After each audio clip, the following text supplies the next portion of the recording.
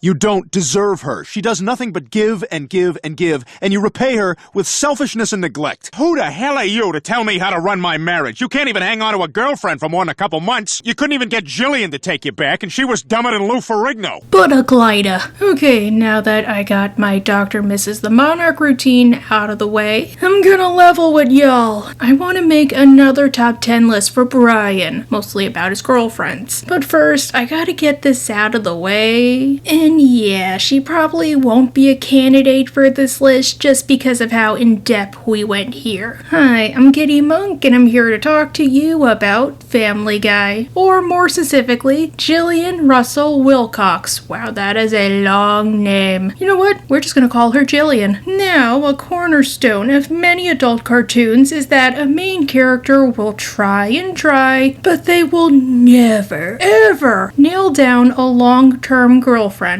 or even a gal pal, without benefits. At least until potentially the series finale. If they're lucky, Steve Smith has a recurring episode plot where he will never get laid. Except for the Purity Ring episode, I think. Why don't they mention this afterwards? And with Brian, his theme is that he can bag a woman. I mean, there was an episode called Brian's Got a Brand New Bag, but he cannot bag a woman on his wavelength. Even if he does, he sabotages it by acting like Brian. Self-fulfilling prophecy. Perhaps the most beloved out of all of Brian's girlfriends is Jillian, a fan favorite voiced by Drew Barrymore.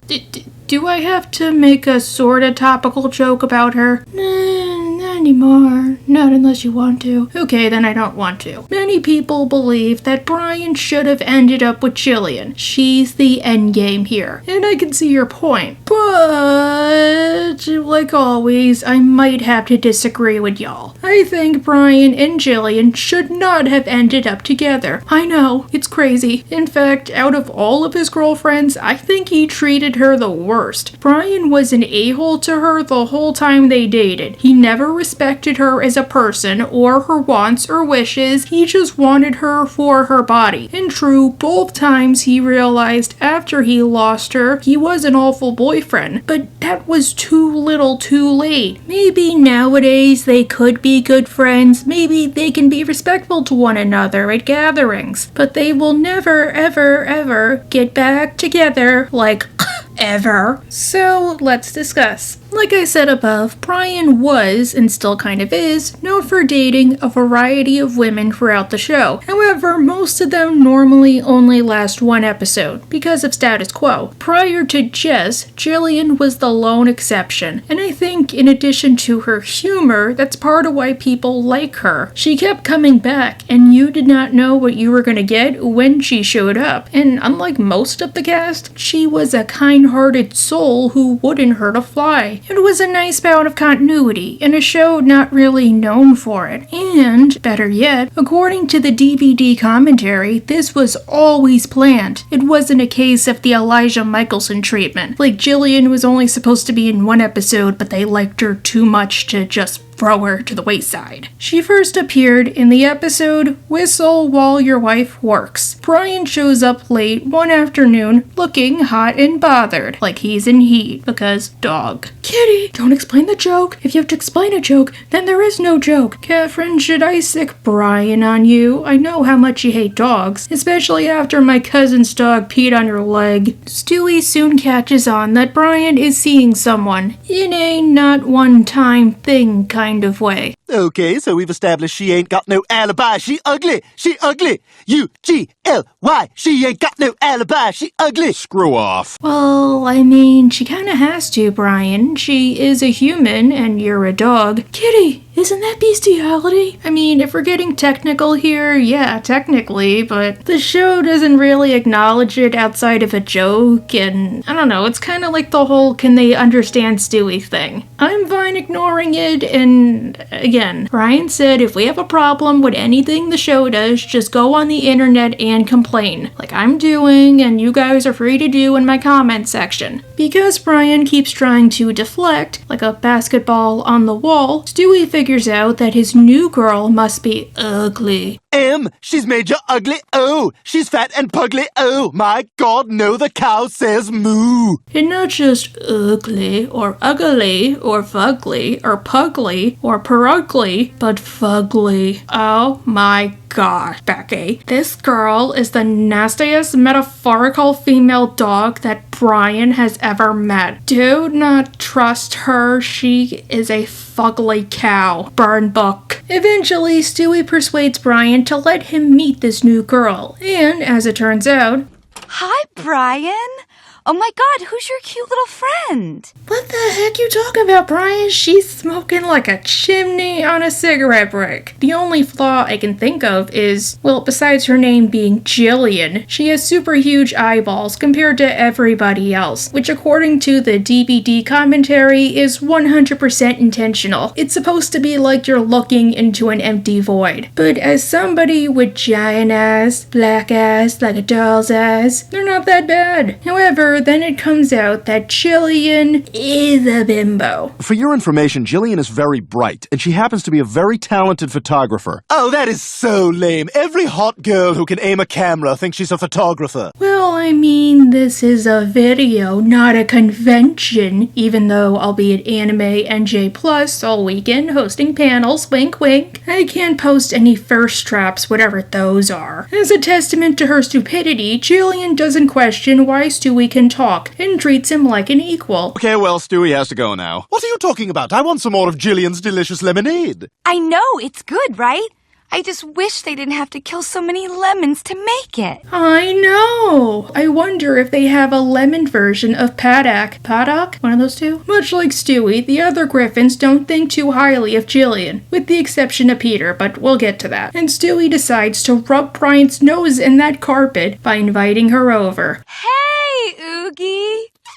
So, tell us, Oogie. Oogie? Like Oogie Boogie? Wait, isn't that also the name of one of the delightful children from down the lane? But Brian swears they do romantic stuff besides simply boning. I just really want to go dance. Oh, there it is again!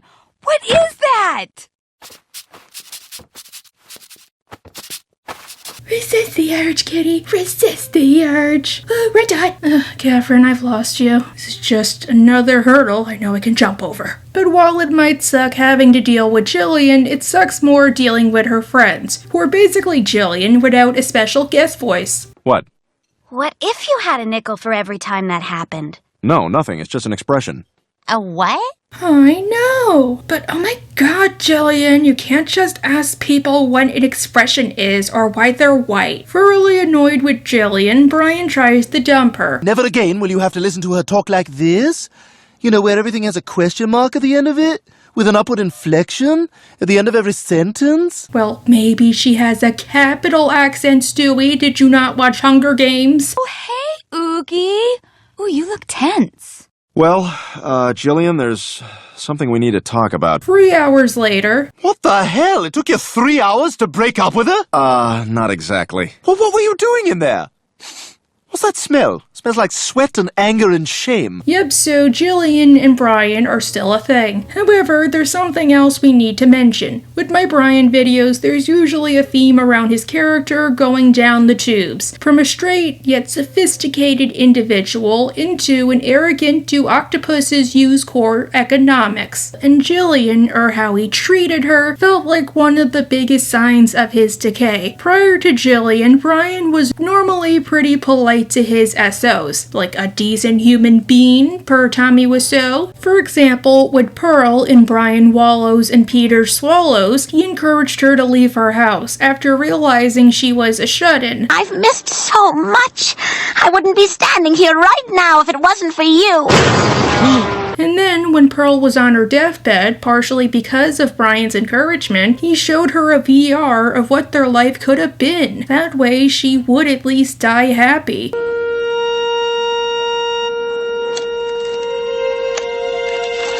Goodbye, Pearl. With Seabreeze, despite the gross circumstances of their relationship, because when you really think about it, he basically raped her. He tried to be there for her and their puppies. He tried to find them accommodations and was there during the actual delivery until he had to go get his own surgery. Oh, and also, I didn't bring this up before, but promise me you won't eat any of them. And heck, even with Lois, he wasn't disappointed that she obviously wouldn't return the sentiment. It's part of why he went to therapy. Friendship, let's say like the one you and I share, that someone like me wouldn't change for anything in the world. Someone like me wouldn't change it for anything in the world either. The only exception, I guess, would be with Shauna, where he kept acting all white saviory by changing the name of the school in order to get her. But in that case, the point is made, he did honestly like her. He was just trying way too hard. When dating Jillian, the writers would establish two traits with Brian that became major a few seasons down the line. Number one, he only goes after women for their bodies, or for quick and easy in and out couplings. And second, he has to feel superior to everybody else, especially the women he's dating. These traits caused him to mistreat Jillian, and she was too stupid to understand or notice or care. For example, in Boys Do Cry, the Griffins leave Quahog after the church folk believe Stewie is possessed. Good afternoon, Mrs. Griffin. We're here to take custody of your baby so that the good reverend here can perform an exorcism and banish the devil from his infant soul. Because clearly there is no such thing as separation of church and state in this town. Maybe in imagination land. Indeed, that's how it happens. And when Jillian calls Brian up in order to ask him a question, he treats her like that annoying younger cousin that won't stop following you when you go to family gatherings. I have to go. Wait, I have another question. How do I know if I'm Jewish? Are you Jewish? No? There you go, sport. Thank you!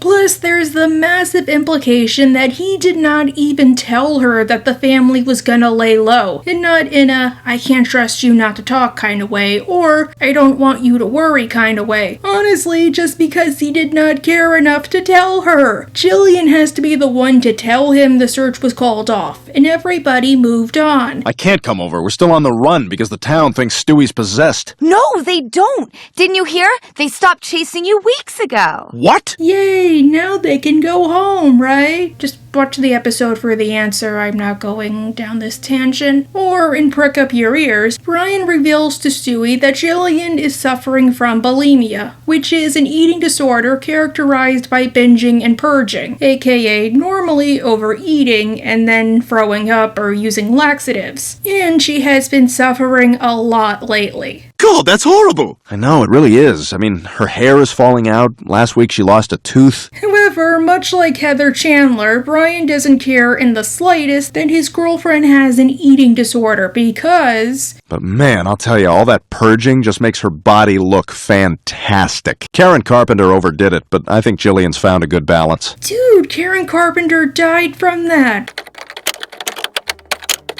Wait, according to Google, it was actually anorexia, so in a way, you are wrong, as am I. But the point still stands, and at least I admit it. I think what makes it worse is in Jillian's debut episode, she all but said she had an eating disorder. Hey, you want to know something cool?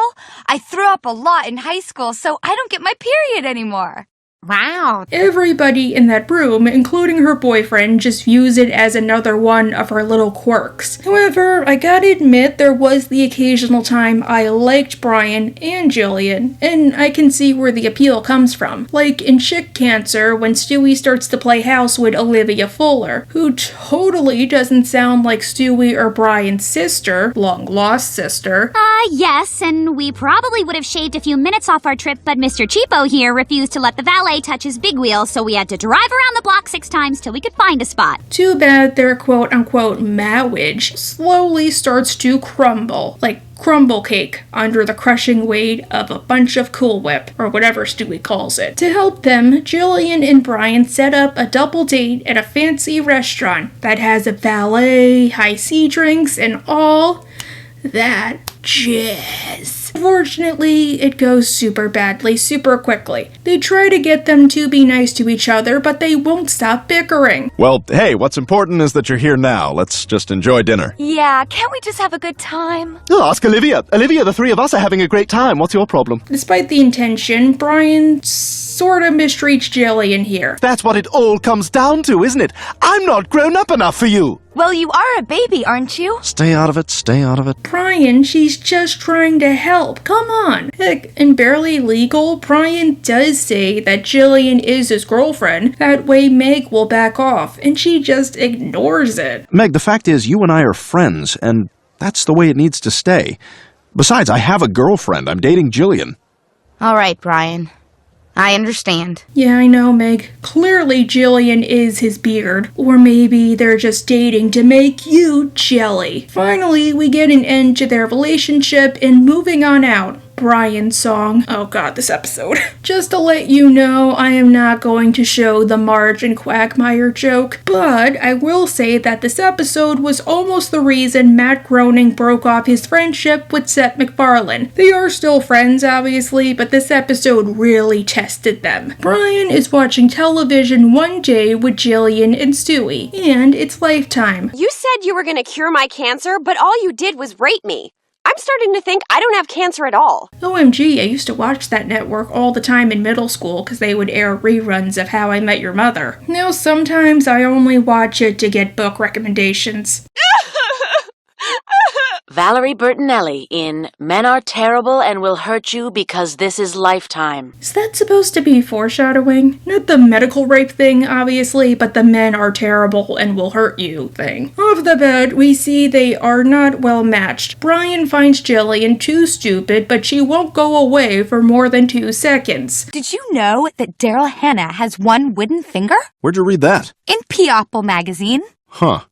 Jillian, can you run and get me a beer from the kitchen? Soon afterwards, Peter runs into them, where Jillian talks about their upcoming date to Disney on Ice. You and Brian got big plans tonight? Yeah, Brian's taking me to Disney on Ice.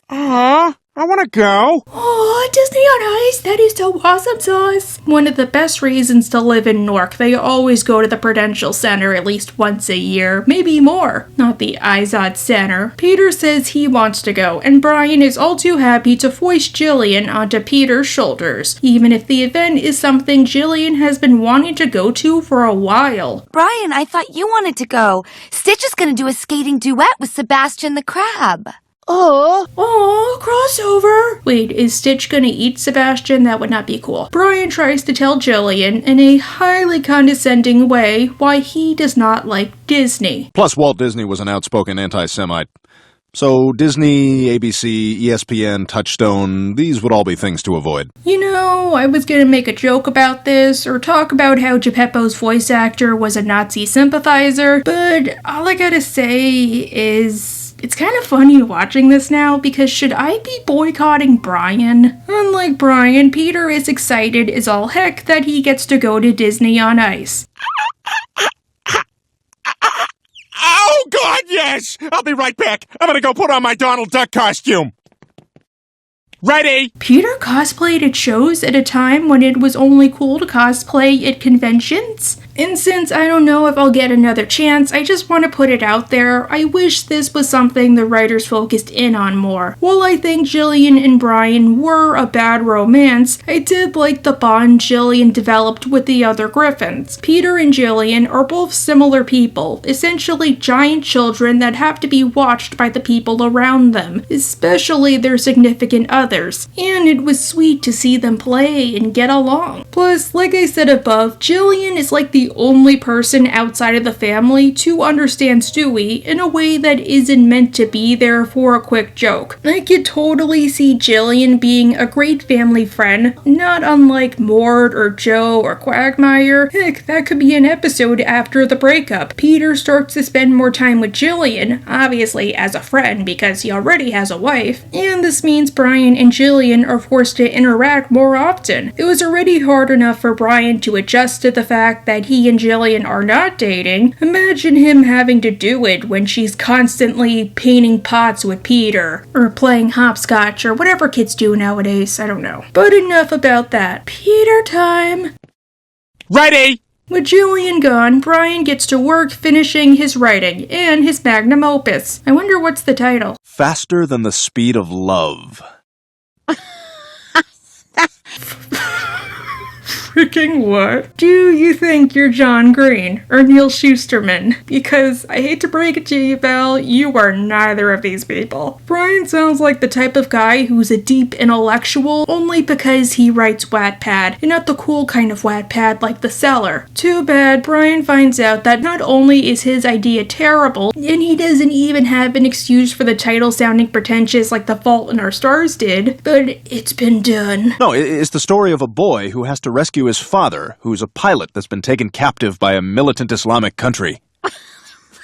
That's the movie Iron Eagle. Which, as a writer, I do hate when that happens. But at the same time, I always try to tell myself there is no original idea anymore. Just what you do with it. I mean, Battle Royale and Hunger Games were not the same thing, even if they have similar themes and ideas. Still, knowing Brian, I wouldn't be surprised if it's word for word what happened in the movie or movies. Yeah, well, in mine, the boy's got to gather all these old World War II pilots to help him rescue his father.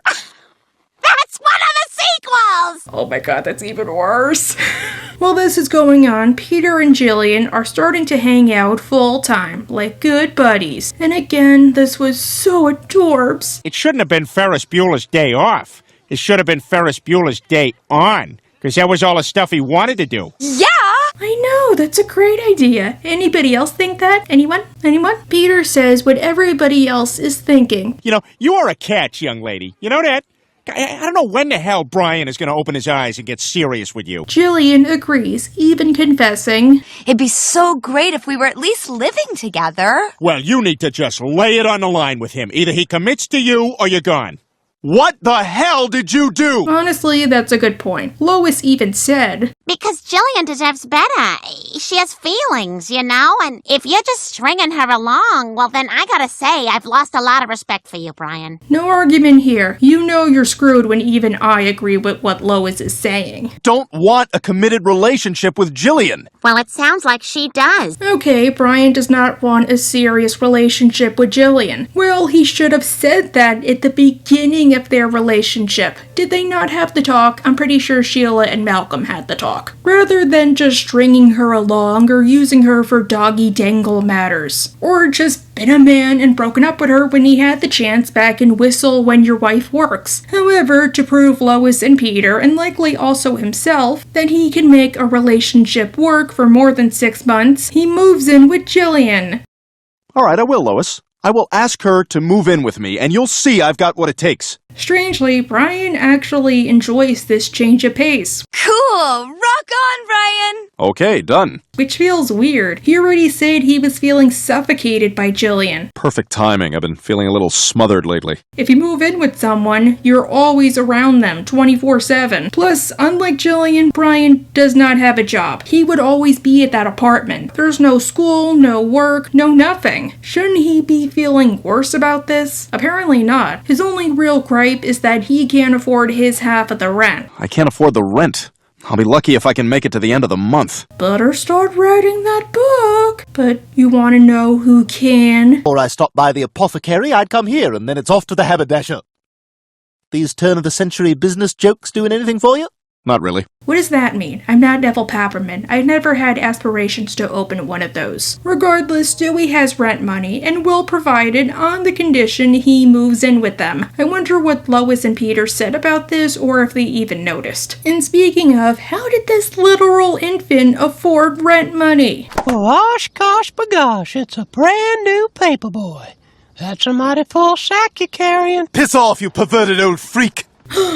Dewey, be respectful of this noble, brave man named Herbert the Pervert. He was a POW in World War II. He was at Auschwitz, and he murdered Franz Gutentag. And then, in the DVD version, he put him in the oven like a Betty Crocker cake. No, he really did, look it up. Jillian doesn't care that Stewie moved in, and this new fatherly attitude does help Brian get some tail. Too bad Brian doesn't learn, until it's way too late, that Stewie is the worst kind of roommate. The clingy type. As clingy as a sloth to a branch. much. They ruin your fun, they're always there, even when you turn your head. When you wake up, they're on top of you like a cat, and they insist that you have to be friends with them. At least he didn't move in with Blitz. Can't you just come in here? No, I'm busy.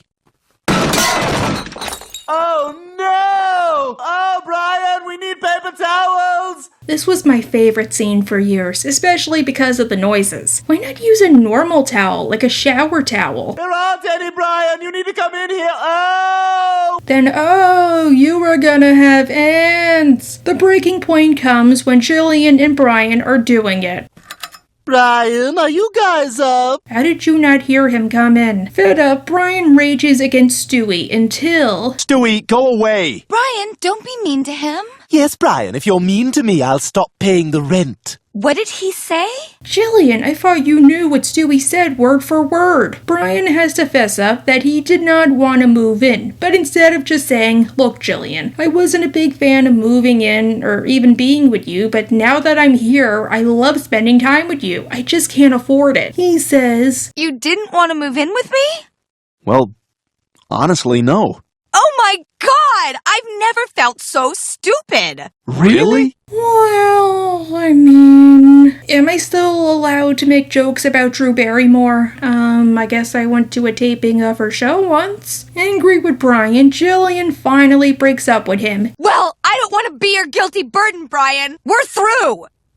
You go, girl. And Brian is left with only the apartment, which I'm starting to realize probably isn't Jillian's apartment. Wonder why they didn't just use that. With Jillian gone, Brian starts to drink non-stop. Oh god, I'm back. Wait, you stopped drinking? So it's like an average Tuesday. Yeah, pretty much. Stewie tries to cheer him up by saying that with Jillian gone, he's now the perfect bachelor. He has his own apartment, and he can host a party and find a new girlfriend in no time. Too bad Stewie's the one who plans these parties, so they're a Smurfdom with only one Smurfette, Elle. Brian, I want to introduce you to Joanna. Look out for this one. She's a bit of a card. No, your name is Elle, like Elle Driver. And your last name is Hitler. Elle Hitler. You were the Family Guy version of Girl Hitler. You know what? Next time this chick appears, she's gonna be Elle Joanna, like Brenda Harriet and Stephen Chris. Brian is still depressed, and 80s movies robots don't cheer him up, so he says, It's all your fault that Jillian's gone. Oh, here it comes. My fault? Brian, you've got no one to blame but yourself.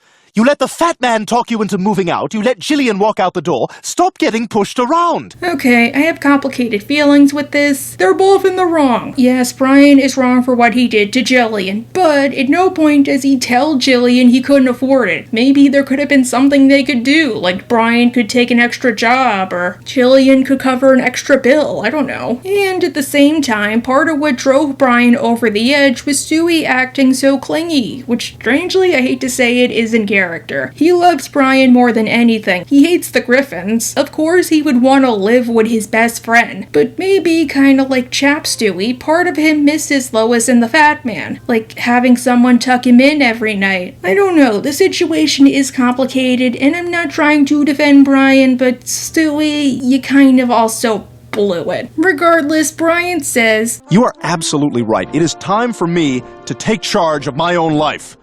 Stand aside. I gotta get my girl back. Too bad this is pre-Tinder. Brian decides to take charge of his life and go get Jillian back by marching up to her apartment and saying, Jillian, I'm a dog. Backwards, my name is God. Get used to it.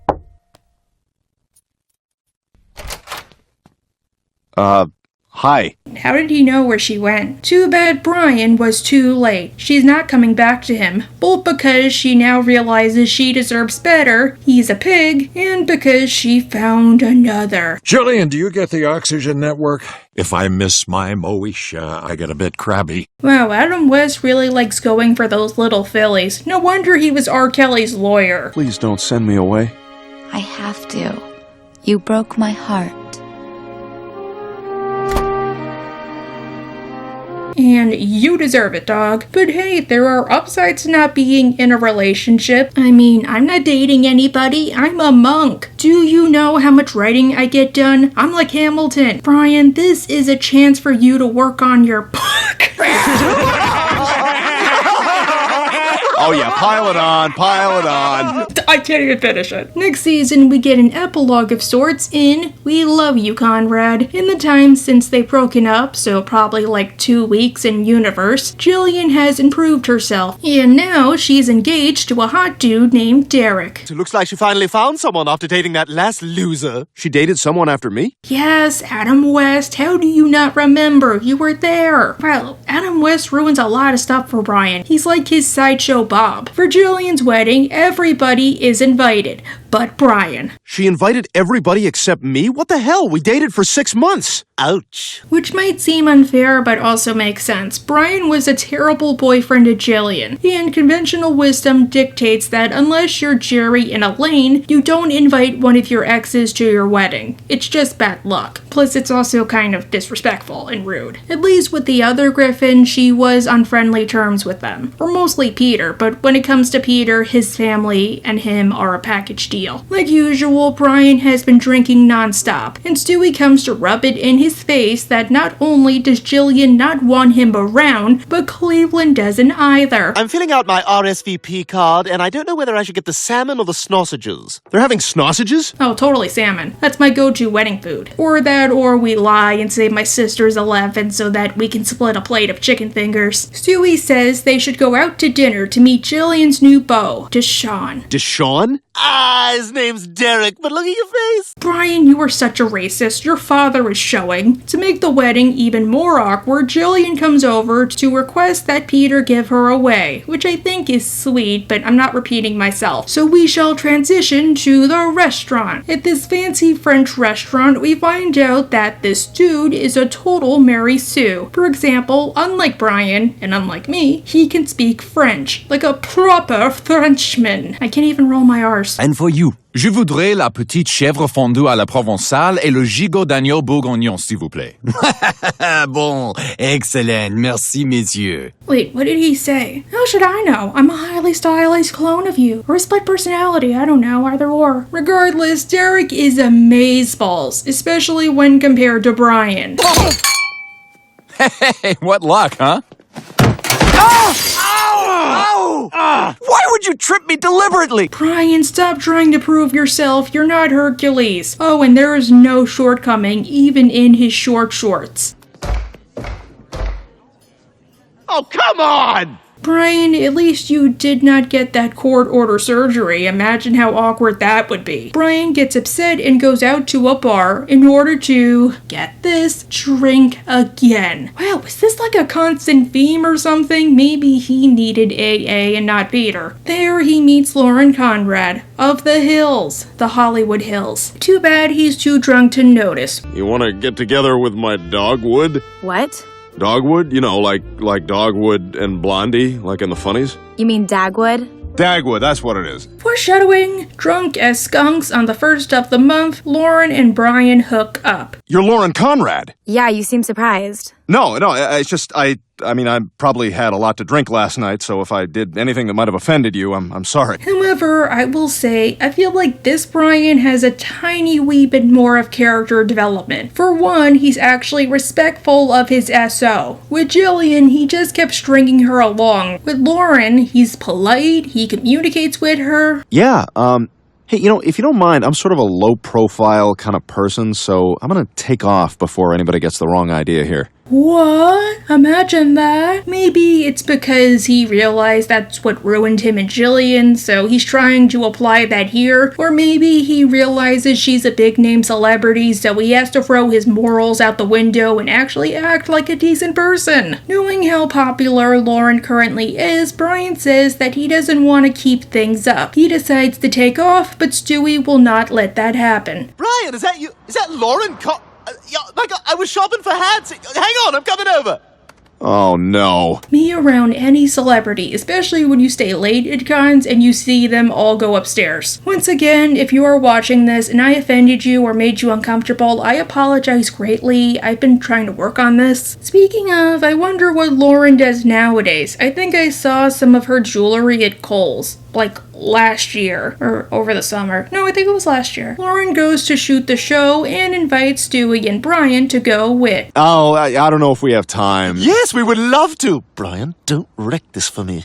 Oh my god, I have the perfect hat for this. And I think this is a great time for some backstory. I think it's always a weird thing for people to remember how Family Guy used to be this huge cultural juggernaut, especially after it got revived. As a result, a good many celebrities, fans of the show themselves, would have jumped at the chance to guest star. Among those was Lauren Conrad, famous for being in the reality show The Hills, which I never watched, so I have no context. All I know is one of them was in Wife Swap. Think of it like proto-Jersey Shore, just without Guidos who aren't even from Jersey, but a bunch of rich people living together who date and junk. Lauren Conrad was a huge Family Guy fan and met Seth MacFarlane during season 5 when they needed B-roll for a Family Guy episode. Ironically enough, it was for Prick Up Your Ears. Like, right? I know. Whatever, because duh. I know, right? Whatever, because I mean, like, totally full out. Full on. Right?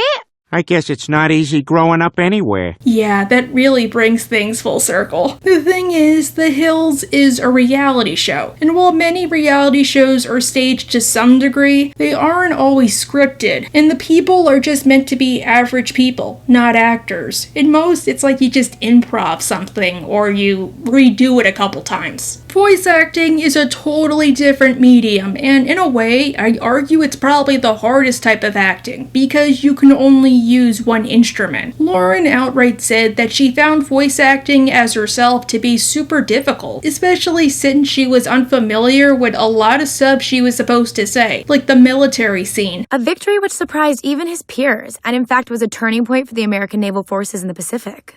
No, yeah, that's the part I'm at. But she made the best of it, hiring a voice coach out of her own pocket, sticking to the script, and trying to learn her lines beforehand so she would come in prepared. I'm really impressed with her. The crew was as well. Really, it's better than when the Tuttles guest starred on King of the Hill, but look that up on your own time. Anyhow, gushing aside, we have an episode to discuss. At the studio, Brian and Stewie start to meet the stars of The Hills, like Brody Jenner, whoever that is. Bruce Jenner is a man. No, Brian. That's what the press would have you believe, but he's not.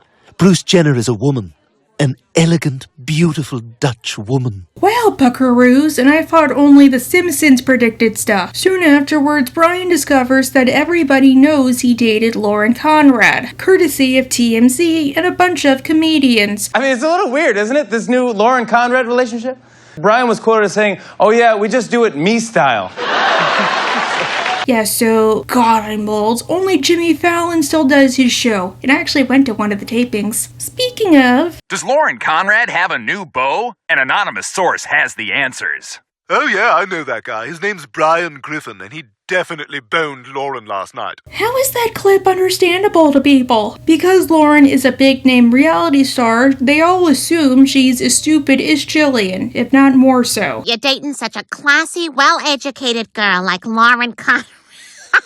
She's such an idiot, Brian. She's such an idiot. Money does that to you? Not wanting a repeat, Brian does the sensible thing of trying to break up with Lauren directly. But much to his shock, Lauren is the complete opposite of Jillian. A hot AF, smart, sophisticated young woman who is basically Frasier with boobies. Plato's Symposium. Yeah, I've read it like 100 times. I find Aristophanes' quasi-satirical origin myth regarding the 3 genders both fantastic and serious. Wait, I think I've heard of that. Isn't that the myth where they split people in half? And that's why people do the nasty? It's the origin of love. Lauren confesses that she actually is smart, but feels the need to pretend she's stupid and vapid. If you're so smart, why do you hide it? Come on, Brian. You know America doesn't like smart people.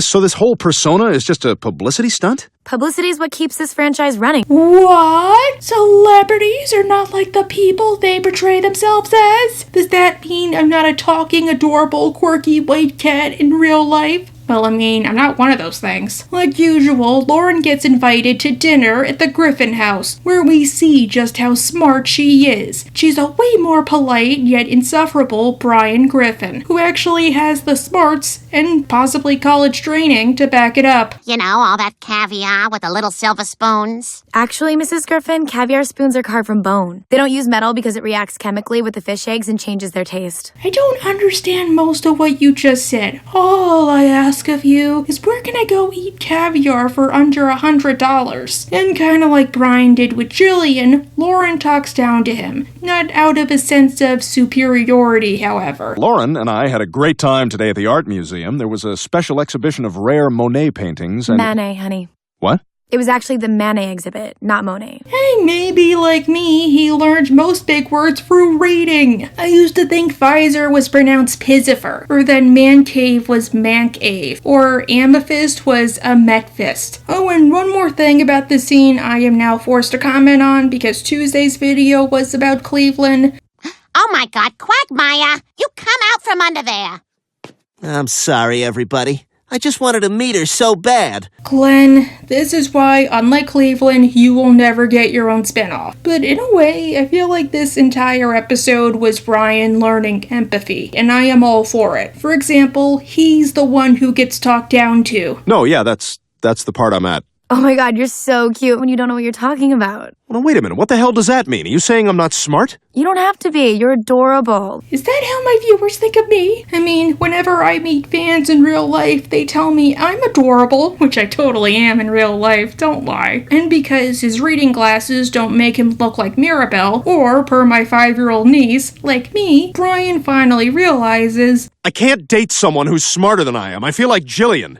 Oh, now you know how it feels, buddy boy. Brian discovers he's still in love with Jillian. You know, I thought I was over her, but I'm not.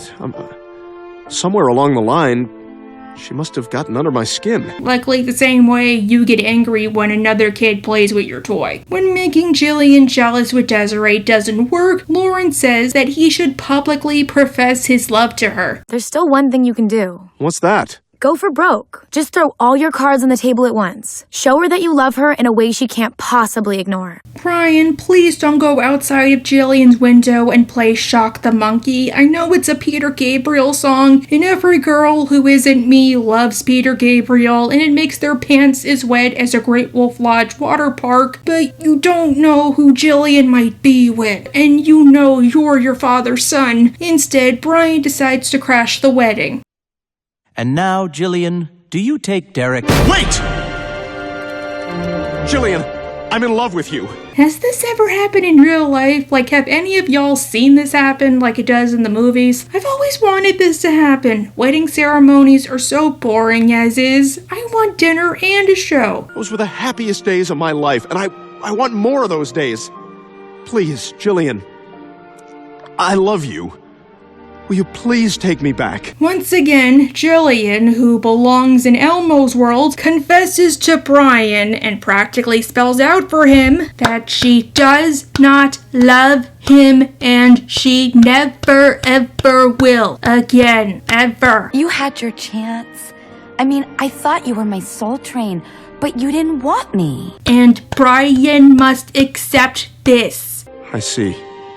And you really feel that way? Yeah. I mean, he's everything I have. Oh, I did good. I should be on Jolly Farm. Hey, buck up there, sport. At least you gave it your all. I guess you're right. I mean, come on. He can build a life together with Lauren Conrad. She's never gonna speak to me again. I gave her worms. Well, I mean, she said she was used to having to do gross dog chores. You don't know that for certain. You could have ruined things, Brian. So I guess we should cover why Jillian fell in love with Derek, and not Brian. I mean, I think it's obvious, but I like to talk. Beyond Derek being a perfect specimen of humanity, when Brian isn't even a human himself, well, Derek was aware that Jillian wasn't the brightest candle on the menorah. Sorry, it's Hanukkah. I wanted a way to acknowledge this. He never held it against her, or treated it like a problem. He supported her and gently explained why she was wrong. He also speaks Orange. Mandarin, honey. Mandolin.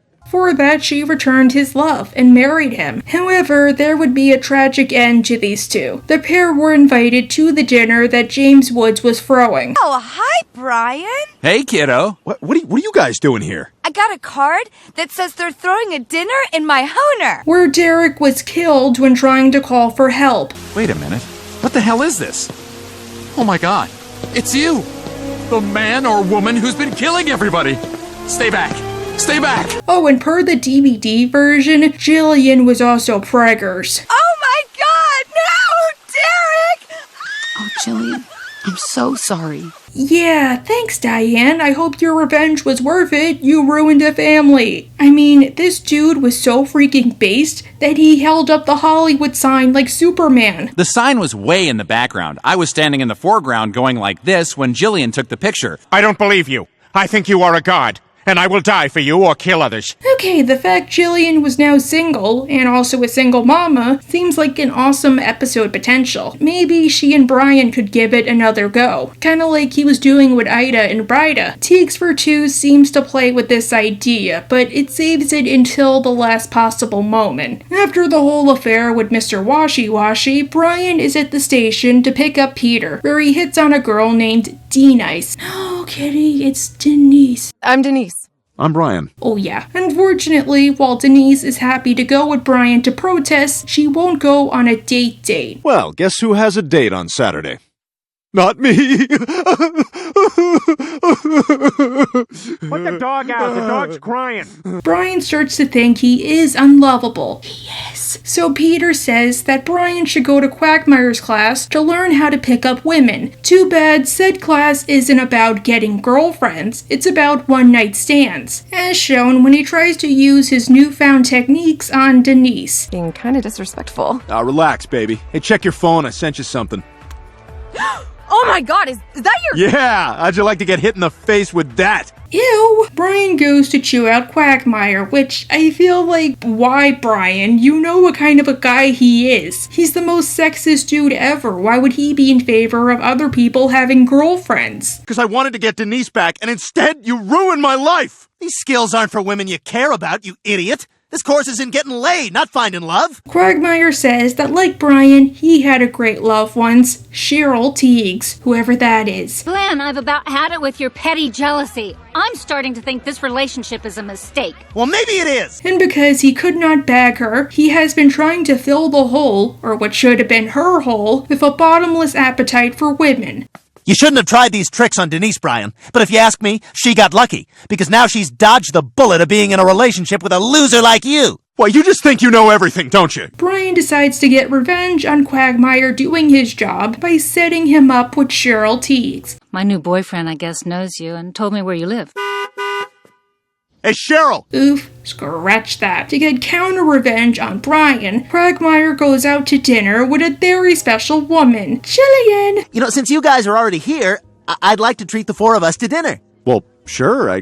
Wait, who's the fourth? Oh, my new girlfriend. Here she is. Ooh, I don't know who's the dirtier dog. But wait, how did they get together? He showed up at my door and said he was a federal boob inspector.